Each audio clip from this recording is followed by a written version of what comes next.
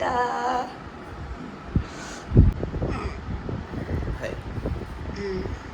സമയം 1:85.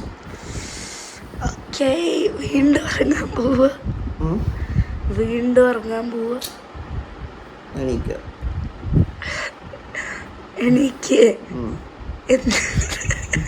Hi friends, ഇന്ന് എൻ്റെ ഭാര്യയ്ക്ക് വ്ളോഗ് ചെയ്യാൻ പറ്റാത്തത് കൊണ്ട്, ശബ്ദം കൊടുക്കാൻ പറ്റാത്തത് കൊണ്ട് ഞാൻ എന്ത് ചെയ്യാണ്, ഞാനാണ് ആ കർമ്മം നിർവഹിക്കുന്നത്. ഞാനിത് ഷൂസ് കെട്ടിക്കൊടുത്ത് നേരെ ഞങ്ങളൊരു സ്ഥലത്തേക്ക് പോവുകയാണ്.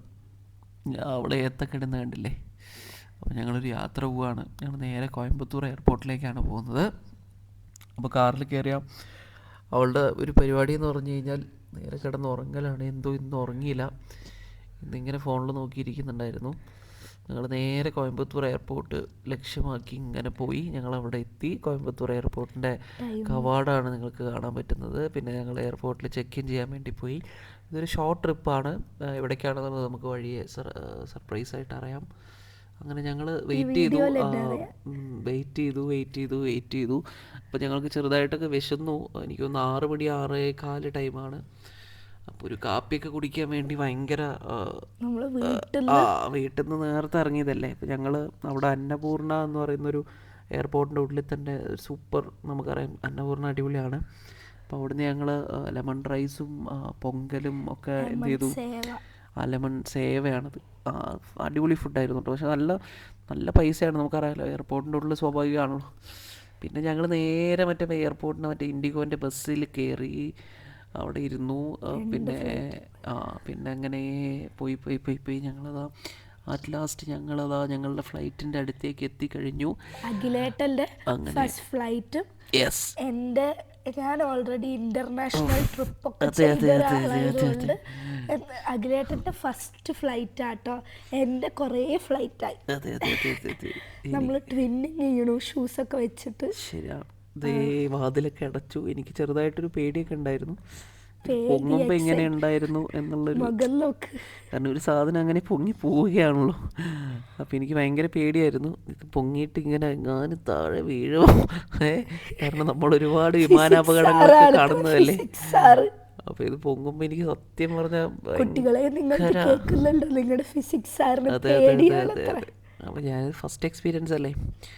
അപ്പോൾ ഞാൻ ട്രെയിനിലും കാറിലൊക്കെ പോയ എക്സ്പീരിയൻസ് അല്ലേ ഉള്ളൂ. അങ്ങനെ കയറി ഒരു സ്ഥലത്തെത്തിയപ്പോൾ ഞാൻ ശരിക്കും എക്സൈറ്റഡ് ആയി. നമ്മൾ മേഘങ്ങളുടെ മുകളിലൂടെ അങ്ങനെ സൂര്യനൊക്കെ. എല്ലാവർക്കും ഫസ്റ്റ് ഫ്ലൈറ്റ് അങ്ങനെ ആയിരിക്കും. എൻ്റെ ഫസ്റ്റ് ഫ്ലൈറ്റ് ഞാൻ ഒരുപാട് ഹാപ്പി ആയിട്ടുണ്ട്.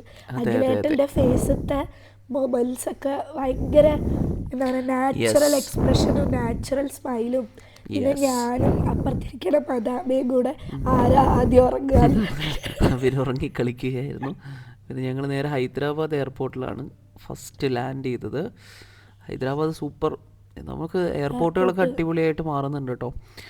പിന്നെ ഞങ്ങളിങ്ങനെ ഹൈദരാബാദ് എയർപോർട്ടിലെത്തി. പിന്നെ ഞങ്ങൾക്ക് അധികം സമയമൊന്നും കിട്ടിയില്ല, അടുത്ത ഫ്ലൈറ്റ് കയറാനുണ്ടായിരുന്നു. അപ്പോൾ ഞങ്ങൾ പെട്ടെന്ന് സെക്യൂരിറ്റി ചെക്ക് ഇൻ വീണ്ടും കഴിഞ്ഞ് അടുത്ത ഫ്ലൈറ്റിലേക്ക് കയറാൻ പോയി. അങ്ങനെ ഞങ്ങൾ വീണ്ടും ഇൻഡിഗോയിൽ കയറി ഞങ്ങൾ അടുത്തൊരു ജേണി ആരംഭിച്ചു. അങ്ങനെ അപ്പോഴാണ് വേറൊരു സംഭവം ആയത്. അത് ഞങ്ങൾക്ക് ചെല്ലേണ്ട അവിടുത്തെ സ്ഥലത്തെ അവിടെ വെതർ പ്രശ്നമായതുകൊണ്ട് കുറച്ച് ലേറ്റായി. 1-1.5 മണിക്കൂറൊക്കെ ലേറ്റായി. പിന്നെ ഞങ്ങളൊക്കെ മങ്കി ക്യാപ്പ്, ഞങ്ങൾ മാത്രമല്ല കേട്ടോ, എല്ലാവരും മങ്കി ക്യാപ്പൊക്കെ ഇട്ട് ഇങ്ങനെ തന്നെയാണ് ഇരിക്കുന്നത്. പിന്നെ നമ്മൾ സ്ഥലത്തെത്തി. നമ്മളുള്ള സ്ഥലത്തിൻ്റെ പേരാണ്, സ്ഥലം പറ. ഞങ്ങൾ എത്തിയത് ഡെറാഡൂൺ എയർപോർട്ടിലാണ്. അഖിലേട്ടൻ്റെ ഫസ്റ്റ് ഫ്ലൈറ്റ് ആയതുകൊണ്ട് അഖിലേട്ടനെ കൊണ്ട് തന്നെ വോയിസ് ഓവർ ചെയ്യിപ്പിക്കണം എന്നുണ്ടായിരുന്നു. നമുക്ക് അടുത്ത ദിവസങ്ങളിൽ എന്ത് ചെയ്യാം, ഡെറാഡൂണിൻ്റെ വിശേഷങ്ങളുമായിട്ട് വീണ്ടും കാണാം.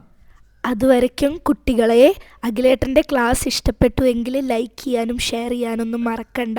പിന്നെ നമ്മുടെ ഫ്രണ്ട്സ് നമ്മുടെ കൂടെ ജോയിൻ ചെയ്തിട്ടുണ്ട് കേട്ടോ. അപ്പോൾ നമുക്ക് നെക്സ്റ്റ് വീഡിയോയിൽ കാണുന്നവരെ Tata by, take care, love you all.